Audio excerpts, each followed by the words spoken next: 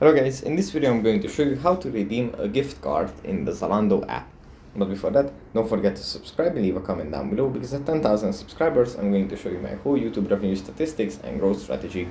So without further ado, let's just jump right into it. First we have to open up the Zalando app.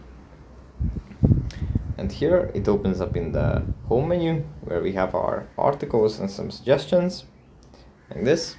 From here we have to go into the top right corner and tap on the profile icon. Then under the overview section we find the gift cards. We tap on this, and then at the top we can just tap on the gift card code bar and then enter the gift card's code here, and then tap on add gift card, and then we can just we can use that when we are shopping, or we can just buy a gift card at the bottom. So that's pretty much it for this video. Hope it was helpful for you guys, and I'll see you in the next one.